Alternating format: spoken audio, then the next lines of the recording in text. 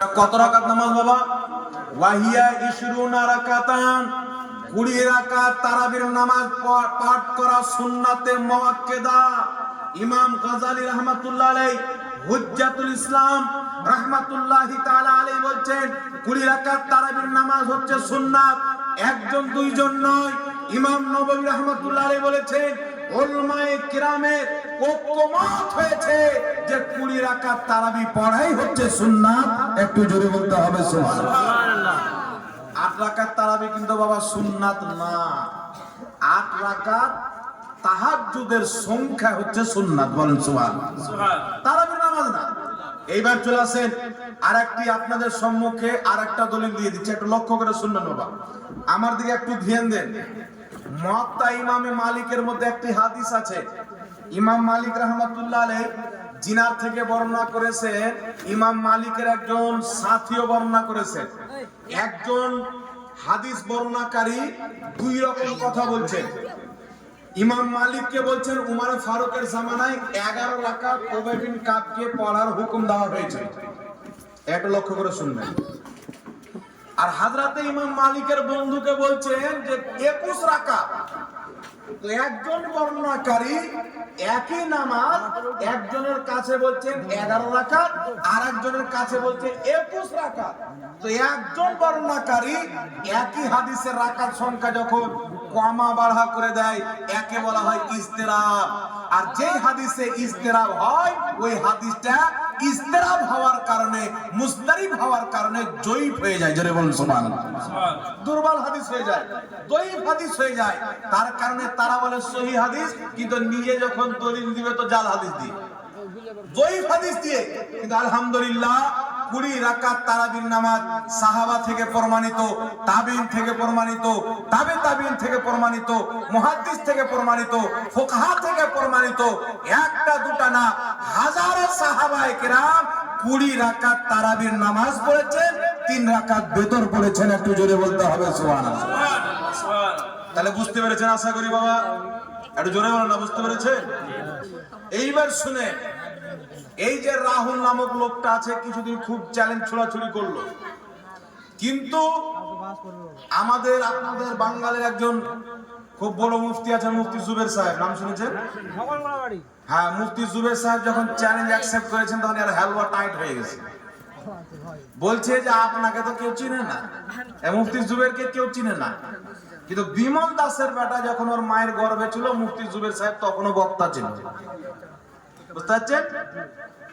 এই যখন মায়ের পেটে থাকে মুফতি জুবের সাহেব তখন বক্তা হয়ে গেছে। আর বলছে মুফতি জুবেরকে কে চিনে? সারা পাঙ্গাল ঝাড়খণ্ডের বাচ্চা বাচ্চা আহলে সুন্নাত ওয়াল জামাতের মুফতি জুবের সাহেবকে চিনে। বলেন সুবহানাল্লাহ। আর রাহুলের বড় বড় বাবারা মুনাজারাতে হেরেছে, ওরা তো ভালো করে চিনে। আর যারা মুনাজারা থেকে পালিয়েছে ওরা আরো ভালো করে চিনে। তো এটা কি জানেন যে মুফতি জুবের সাহেবের সামনে তো আমার বাপেরা হেরে গেছে, তো আমি কি পারবো? তখন মুফতি জুবের সাহেবকে বলছে যে আপনি আমার ছাত্রর সাথে বসেন। মুফতি জুবেরকে বলছে ছাত্রের সামনে বসেন। আর আমি মুফতি জুবের সাহেবের ছাত্র বলছি, হিম্মত যদি থাকে সারা পৃথিবীর মাযহাবী জাহাঙ্গীর আলমের সামনে বসে দেখাও, আর যদি প্রমাণ করে দাও তারাবির নামাজ 8 রাকাত, কিয়ামত পর্যন্ত তোমার গোলামি করতে রাজি আছি। হিম্মত হবে না, যতই চেষ্টা করো মিথ্যাকে কোনোদিন সত্য বানানো যেতে পারে না।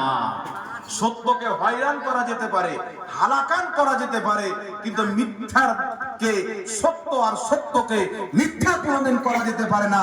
জয় কিন্তু সত্যরই হবে। জোরে বলুন সুবহানাল্লাহ। এবার চলে আসেন বিরাদর ইসলাম, আরেকটি বিষয় আপনাদের সম্মুখে একটু আলোচনা করতে চাই। বিষয়টি হচ্ছে আমাদের দেশে আমরা আহলে সুন্নাত ওয়াল জামাত মুসলমান, যুগ যুগ থেকে সারা পৃথিবীর মুসলমান আমরা ইসালে সওয়াব করে আসি। ইসালে সওয়াব জানেন তো? ইসালে সওয়াব মানে মানুষ মারা গেল তো মৃত্যু ব্যক্তির নামে দোয়া করা, দান করা, মানুষকে খাওয়া দাওয়ার ব্যবস্থা করা, কোরআন তেলাওয়াত করা, 4 দিনে 40 দিনে 40 হোক বা 4 হোক, এর মাধ্যমে মৃত্যু ব্যক্তির নামে ইসালে সওয়াব করা, কোরআন তেলাওয়াত করা। বর্তমান জামানাতে অনেক লোক, অনেক মুসলমান ইউটিউবে দেখে দেখে ঈমান হারা হয়ে যাচ্ছে। আর তারাই মানুষ বলছে যে এগুলো করে কোনো লাভ নাই, বলে কি বলে না? এই জোরে বলেন, বলে কি বলে না? এইগুলো বলে করে কোনো লাভ নাই। কি করে? বলছে মানুষ যখন মরে গেল তোমার নামে আর 40 চারণ করে লাভ কি? বলে কি বলে না বাবা? এগুলো মানুষ হয়ে গেছে ঈমান হারা। মানে এতদিন পর্যন্ত মুসলমান ছিল না, আজকে নতুন মুসলমান হয়েছে। ওকে জিজ্ঞাসা করবেন যে এতদিন কি ছিল, ইহুদি না খ্রিস্টান? নতুন হালে মুসলমান হওয়া মানে আসল আকীদা বাদ দিয়ে 72 জাহান্নামী আকীদায় কদম রাখা। তাই বেরাদের ইসলাম একটু আলোচনা করে দিই স্পষ্ট ভাবে, হাদিস দ্বারা কোরআন দ্বারা স্পষ্ট ভাবে প্রমাণিত, মৃত্যু ব্যক্তির নামে ইসালে সওয়াব করা এটা নবী থেকে প্রমাণিত, সাহাবা থেকে প্রমাণিত। বলেন সুবহানাল্লাহ। এখন পরিস্থিতি হচ্ছে, বিষয়টা হচ্ছে অনেক লোক এমন পর্যন্ত কথা বলে দেয় যে মরা গরু কোনোদিন চারা খায় না, অর্থাৎ গরু মরে গেল ওকে যদি ঘাস দেন খাবে, তো মানুষ মারা গেল তোমার নামে নেকি করে কি লাভ? নেকি পাই না। কিন্তু মৃত্যু ব্যক্তি নামে জীবিত ব্যক্তি যদি কোনো ভালো আমল করে তার নেকির সওয়াব মৃত্যু ব্যক্তির নামে ইসাল করে দেয়, তাহলে তার সওয়াব অবশ্যই মৃত্যু ব্যক্তির কবরে যায়। এটা হচ্ছে ইসলামের নাজারিয়া, এটা ইসলামের বিশ্বাস, এটা ইসলামী আকীদা। আর মৃত্যু ব্যক্তি মরে গেল, ওর নামে দোয়া করলে পাবে না, দান করলে পাবে না, মানুষজনকে খাওয়া দাওয়া করালে তার নেকি পাবে না।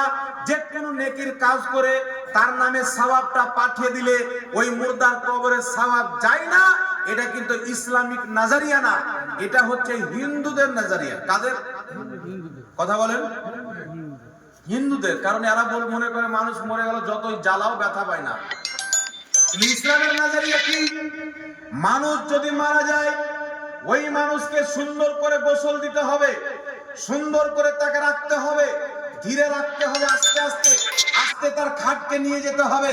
ঝোঁককে আপনার একবার তাড়াতাড়ি করে কবরে ফাটাং করে ফেলে দেওয়া হবে না, আস্তে আস্তে ভদ্রভাবে মোহাব্বতের সহিত নামাতে হবে।